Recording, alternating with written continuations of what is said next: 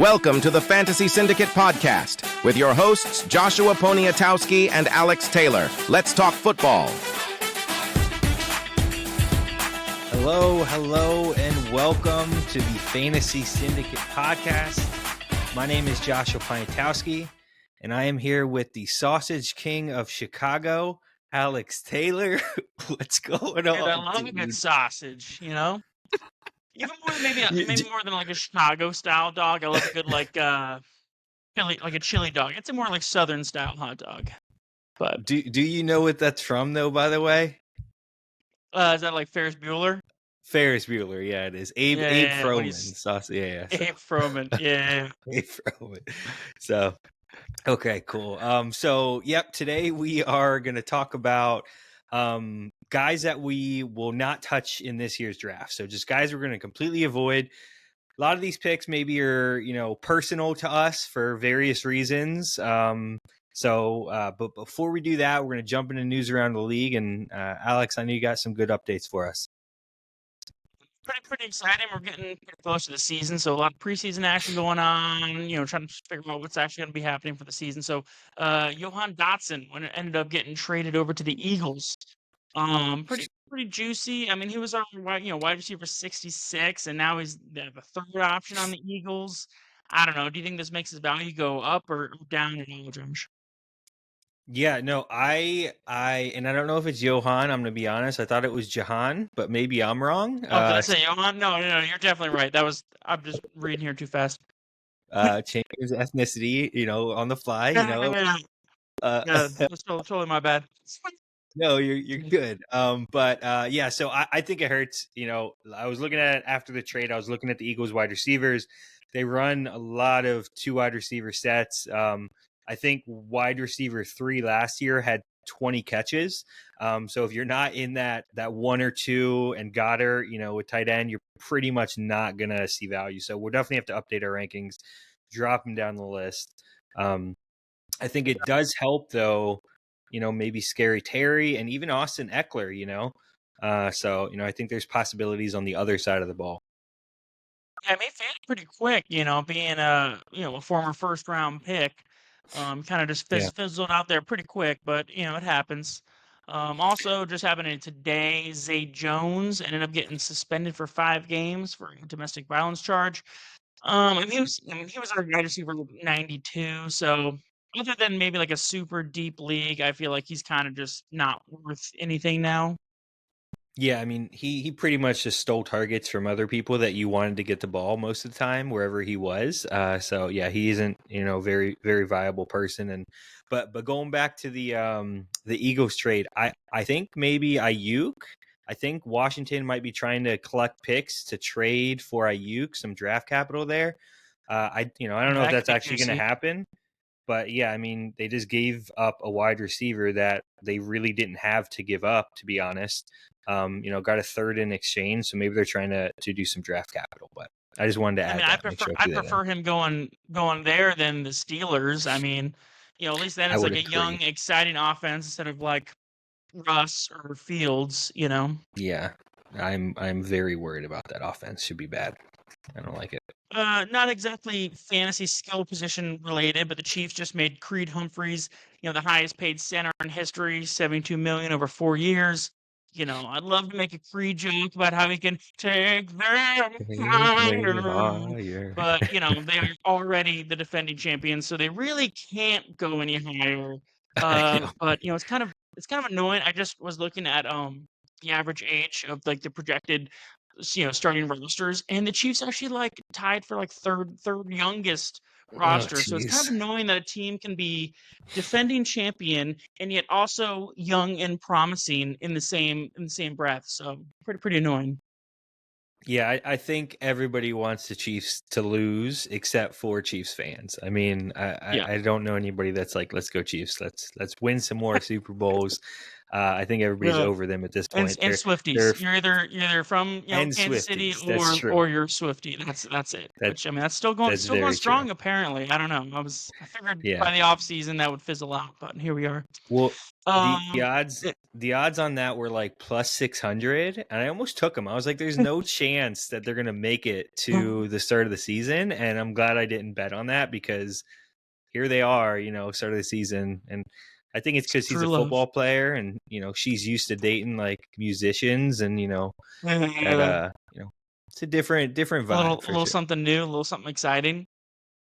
We also had some preseason action. One of your favorite boys, A Rich, looked a bit rough. He had a nice opening drive touchdown, but we all know those are pretty scripted most of the time. So it's nice to get that opening drive touchdown. But after that, he cooled off pretty hard. Ended up 8-14 passing, had a pick six, had a fumble. But to be honest, I kind of liked it, and here's why. And I mean, this is a good thing. Is he maybe Jameis but with legs? Well, I mean, that would be crazy. Slinging it, going 30 for 30, but also getting like 500-600 yards rushing as well. I don't know. Yeah, I saw some crazy statistics that it was like over the past decade, quarterbacks who ended up rushing the ball for an average of like 160 attempts or 150 attempts finished in fantasy as QB1 95% of the time. Like Colin Kaepernick was the only person to not do it. So like the upside of his rushing ability is for sure there. I don't know if that offsets the downside of him being able to throw the ball. So I guess we'll find out. He didn't even try to run the ball that much last night, but it is preseason, and they might have like purposely been like, "Hey, we're working on your throwing, or maybe we don't want to risk an injury. Like, keep it cool, just throw the ball." But yeah, not too much action. Just stuff around the league. We've kind of starting to get a little bit of clarity on some of these starting QB situations. The Raiders are making Minshew Mania happen again for 2024. I like this for Devontae Adams' sake. Last year, he did pepper Pittman with 156 targets. So I think Minshew, knows who's his studs are and will throw the ball to Devontae a lot. So I like this. Yeah, no, me too. I mean, I was talking about Minshew being, QB1. If you want to check out the blog article, like 3 months ago, like, Antonio Pierce wants to win now. He knows talent. He's a player's coach, and Minshew, as I know I've talked about this before, but he's about on par with T-Law. So, at least, I think so. So, that's why QB1 I thought was inevitable. And yeah, I think it definitely increased Devontae Adams' stock. And makes the Raiders a better team overall by him starting. So I think it'll be good. Lastly, we also just got Bo Nix getting the starting spot for the Broncos. Overall, I mean, nothing too exciting. I'm not really taking many Broncos skill players frequently. Also, as a Bucks fan, I just hate Sean Payton. So, I'm against him no matter what. But love to hear your thoughts on the matter. Yeah, I mean, Bo Nix has looked scary good in the preseason. I know it's just preseason, of course, but he has looked very good. If he plays that well in regular season, that definitely, increases a lot of the stock of the people around him. But rookie quarterback, CJ Stroud doesn't happen every year. So, unlikely, but he's definitely looked good. And, it made sense that they named him the starter. It took him a while, but about time. Yeah, that division is not winnable because you got the Chiefs, but it's not that brutal. I mean, the Chargers look like they're probably rebuilding, nothing special. And then the Raiders, I mean, I would have said Minshew makes them better. I think they'll be like, okay team. I don't know if they're gonna be anything special. So that division's not too tough, for a young rookie. Yeah. And with that is the news around the league. So we will jump into guys I will never draft. I do want to clarify before I go first that this is, a lot of our previous segments have been very research based and factually based, and that's a big driving point. This is strictly emotion. This is just I like the guy, and that's it. That's the only concern with these people is I just don't really like them because both of my picks will definitely get you points and will definitely be Yeah. fine for anyone to draft. I just don't want him. So You just want any my part of first them. guy, exactly. Yeah, I just don't want to watch them. I don't have to watch their games. So my first guy is Najee Harris. Pittsburgh Steeler man. I Yeah. don't like his game. I don't like his situation. Warren did just tweak his hammy, so I just saw Fantasy Pros. He shot up to like running back 22. Oh, I just wow. think it's gross. We Yeah. gave him a D plus RG score. He's just very boomer Mhm. bust and a lot of busts. I mean, last year he played every game. In 6 of the games, he didn't even break 50 total yards. 8 of the games, he had he was in the threes point something for his or under for his yards per attempt. He just kept squeaking out touchdowns. He had a touchdown in like 7 games, and that kind of just made him relevant. Like I said, he's gonna get targets, especially with Warren down. Not targets, but carries. Especially with Warren going Yeah. down, he's gonna get carries, and he'll squeak out some touchdowns to stay relevant. I get it if you draft him, no big deal. I don't like the guy. I'm not excited about him. I don't want to root for him, and that's it. Yeah, Najee is not exciting. He's just not an exciting player to have on your team. Jalen Warren going down definitely increases his stock, though. But the team honestly doesn't really have a lot of faith in him either, right? Like they didn't choose to take his 5th-year option, so he is literally on a 1-year contract right now, and maybe a free agent next year. Jalen Warren was for sure going to get 50% of the backfield, touches, and the Steelers' offense does not look great. So I understand where you're coming from. Like not drafting him, maybe not, but it fell real far. But I get where you're coming from because Yeah, I really it don't would want have to part of be Steelers. it would have to be a deep slide. Yeah, Like he yeah, would be my RB4. I'm not drafting him as an RB3. And I I'm gotcha. sitting at like I said, Fantasy Pros. I saw him shoot up to 22 on their rankings after the Warren news. Yeah, I'm not taking. I mean, in a 12-man league, that's an RB2. I'm like, I'm not taking Najee there. Like he would have to be like depth of just like okay, maybe for like a flex during a buy situation, and that's it. right. Something plug and play kind of thing. Yeah, I get it. Believe me, Steelers. I feel like they did not look great in preseason. They don't have a QB identity at the moment. If they're going to be losing Well, games, they're obviously not going to be running Fields the said he ball. says he wants it. Yeah, well, he's got to figure out how to not get sacked 700 times a game and complete passes. So, it just stings at Yeah. quarterback still. Um, All right. So but yeah, who's your first guy you'll never draft? okay. So before I tell you who my guy is, I'm going to share a little story with you. Okay. So Love it. there are two types of people in this world. All right. The first type of person is this person that learns from their past, right? They grow, they develop as a human, they become a better version of themselves. The second I am kind of not that person. person is the person that drafts Kyle Pitts in 2024. That is that second type of person. Oh yeah. I am avoiding this man at all costs in every format. I don't care what it is. He is 23 years old. He has had 6 different injuries in 4 different positions on his body. So foot, knee, head, leg. It's like that song, like head, shoulders, knees, and toes. Like he's just injured all the time, constantly, all over the place. Also, people were tying him to Kirk Cousins. I get it. It's a new QB, exciting. Maybe he'll get targets. He'll get better quality targets. Kirk Cousins just came off an Achilles injury. He's 36 years old. He's an old man. He just threw 2 picks 2 days ago in the practice. He hasn't seen a preseason game. Like this man hasn't played in almost a year. Give me a break, dude. And the Falcon franchise is just a hot mess. Like they are a hot mess. Like last year we saw it with Arthur Smith, and Arthur Smith was gone. We're like, you know what? They're going to turn around. They're going to be doing great. And then they draft Penix as the first pick. And, after they signed Kirk to $100 million contract, like, what are you doing? Like, it's too early. Got his preseason game, but yeah. Yeah, so I mean, if you're tying it all to QBs, and one more dagger for for him is he had -4 rushing yards last year. So just wanted to add that to the mix to why I don't like this guy. So yeah. Listen, I'm not saying I'm drafting him a lot, but he's one of those guys like I want to make sure he's on like one team. You just in case.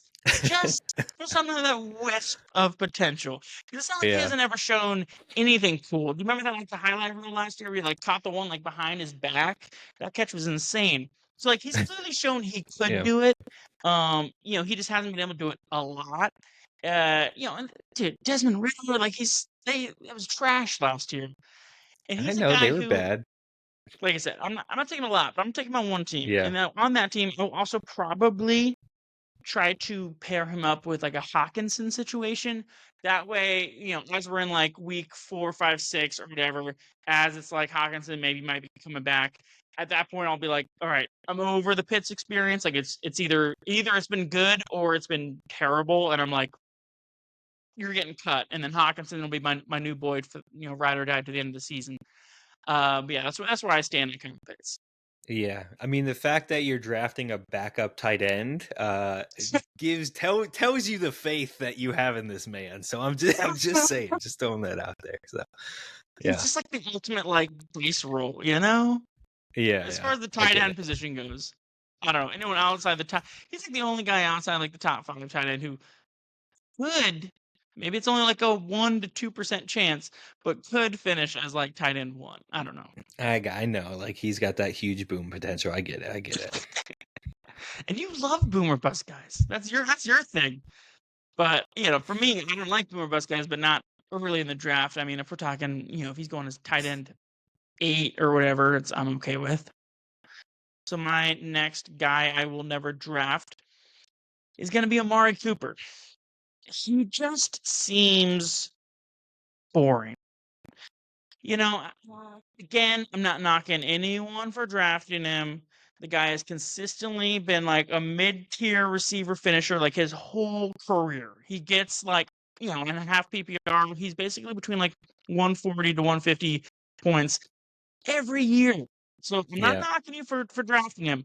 He just never instilled any excitement in me as like as a football watcher, as a football fan. He's just always kind of around. He's like the rich man's Tyler Lockett. Like if Lockett got okay. traded a bunch and you got Yeah, excited about all the trades, then he would be Amari Cooper. And that's it. Like their careers are almost like identical. And yet yeah, everyone just like Lockett's like all the way in the dumpster bin. And then everyone just keeps thinking Amari Cooper is like gonna be exciting. He's just never exciting. It's like Cleveland. Watson sucks. And Cooper last year, I mean, but he didn't. He was having like a great year. He got saved. Like I said, he always finishes like that yeah, 140 to 150 range. Last year, Flacco came in off the couch and started slinging it. He had like that 200 something yard game and 2 touchdowns, like literally in like the last week to like save his season. So yeah. I don't know. To me, especially at his draft capital, I'm not taking him Cooper anywhere. I mean, again, it would have to be a big slide for me to be like, fine, I'll take him, and that's it. Yeah, I mean, I don't think I'm going out of my way to draft Amari, but like he has gotten it done with some terrible quarterbacks. We talk about London and how, Kirk's there and now he's going to be a better wide receiver. Like my man had 5 different quarterbacks last year, put up 1,200 yards, multiple touchdowns. And okay, yeah, sure, comeback player of the year, like whatever you want to say. He still had like 4 other quarterbacks before that man got there. So I'm not like totally fading him, but I get where you're coming from. You need somebody tried and true to get you 1,000 yards and 7 touchdowns. He could be a guy. But yeah, I also like Tyler Lockett. Not gonna lie, I like that man. He's also at a lot 1,000-yard I seasons mean, pretty Lockett consistently. way cheaper, Right, like I gotcha. like 5 rounds cheaper than Amari. That make So, that makes sense. all right, finish us off. Who you got? Yeah, so my guy, I've talked to him. I talked about him a little bit. I'm a little hater. I'm not gonna lie, but this guy is going at ADP like 86, and he is not even gonna start the season. So it's Nick Chubb. Surprise, Nick Chubb. It's ridiculous. He had his surgery in like late November. Holidays, you're eating Thanksgiving turkey, you're having family time on Christmas, you're not recovering. And he even said it. He said he was behind. He tore his ACL, MCL in the same leg he did in college. So now he injured his same leg twice. This man is out for 4 weeks. He probably won't see any action, I would argue, until week 6 or 8. And then it's a 4-week ramp up. So you're drafting within a top 90 ADP, and you might not get to start him until week 12, feeling confident about it. Week 14, like, do they even play him at that point if they're, losing, if they're 4-8 or whatever, they're going to be? So I'm out on Chubb. I'm not drafting him. If he went to waivers, sure, I'd pick him up and maybe stash him if I had a spot, but there is no chance I'm drafting him in any league because his ADP is ridiculous and people are insane. This man's not even going to play for 8 weeks. So get him out of my face. First off, did Nick Chubb like insult your mama or something like that? You have such a hard to bash Nick Chubb. Every episode you bring him up, like he's garbage. I'm just a hater. Listen, Yeah. this man is gonna pull an Eli Manning. This is what's gonna happen. If you're gonna squeak into the playoffs, because obviously it's not gonna help you regular season very much. You're gonna squeak into the playoffs, get like that 6th seed, and then all of a sudden by then he's on track and he's gonna be crushing and he's gonna win people championships. Now, that's you got to get there. I understand you're not. He's like, and you got to like survive that first 8 to 10 weeks. But if you're like a 500 team in that first 8 to 10 weeks, and then Nick Chubb comes in and he's doing Nick Chubb things, I would be excited for it. So, yeah, especially, and it's easy that high. Come on, like you're at that point, you've already drafted all your starters. Like it's like a bench flyer. You put him on the IR, and he wins you a championship. Easy money. Come on. I don't like it. He shouldn't be going that high for somebody who's not going to play for at least 8 weeks, and if even that, So I'm out on that. Now, I know you love you some Jerome Ford, so I'm just wondering, would you ever consider the handcuff option? If I could pick him up off waivers. I'm not drafting Chubb at his ADP. This is not happening. Maybe not his ADP, but like if he fell and you already had Jerome Ford, would you then like maybe you get like Jerome Ford in like the 9th or 10th round, and then you're sitting there like round 13 and Chubb's still there. Would you snap on that? Maybe the very last round if I already had Ford, maybe. But then you already got your kicker and your defense figured out. If yeah, exactly. At least high defense. You're like, all right, sure. I'll take Chubb. Give me Justin Tucker over Chubb. At least he's going to put up some points for me for at least 8 weeks. So Tucker kind of let me down a little bit last year. I did splurge on one. It was an auction and had money at the end, so I did get Tucker. Yeah. He was fine, but he wasn't like as dominant as he had been because he was just lethal for so many years. He was, yeah. Tucker, no, let me down. He's burnt me before too, 1 or 2 times. That's why you don't take a kicker early or invest playing in him, against him, or are you saying you drafted him? No, with him. Yeah, there was 1 year I did the same thing. I was like, I'm gonna take a little bit early just to get just Tucker, because 1 year he finished like equivalent in the league I was playing in is like wide receiver 4 or 5 like range, and I was like, oh, okay, we might as well give it a shot. That's pretty good value in the kicker position. So, but yeah, mistake. Yeah, never take Ravens kickers. Are great. The Ravens are great about like ending the first half on like the opposing like 40-yard line and just being like, hey, Tucker, you want to go out there and whack this 59-yarder? And he's like, all right, let's do it. It's like clock's going out, expiring. He's like, yeah, I'll go out there, and he just nails it like right down the middle. And he's like, oh. Get you a 6 point out of nowhere. Opera. Yeah. Mm-hmm. It's magical what he can do for sure. He's one of the best. All right. Well, those are our picks. Those are the guys that we absolutely will not be drafting. Let us know who you agree or don't agree with. Follow our socials, do all that good stuff. Website has Dynasty rankings. Also get our free draft kit, which we haven't talked about this episode, which we should have, but we got our free draft kit up. It evaluates 32 different teams, off-season moves, trades, our rankings, who to fade, who to keep. Tiers. Yes, handcuff tiers. So we got a lot of good stuff in there, and we're giving it away 100% free. So check that out. Till next time, though, we'll see y'all later. Peace.